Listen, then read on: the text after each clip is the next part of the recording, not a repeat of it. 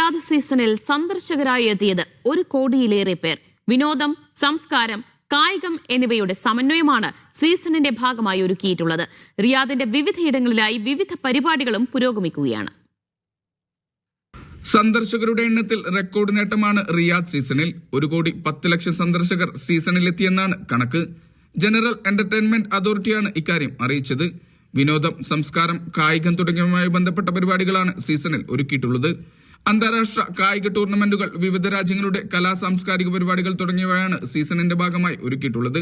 Season പുരോഗമിക്കുന്നത് റിയാദിന്റെ വിവിധ ഇടങ്ങളിലായാണ്. നിത്യേന കുടുംബങ്ങളടക്കം വിവിധ രാജ്യക്കാർ റിയാദ് സീസണിന്റെ ഭാഗമാകുന്നുണ്ട്. വരും മാസങ്ങളിലും റിയാദ് സീസണുമായി ബന്ധപ്പെട്ട പരിപാടികൾ തുടരും.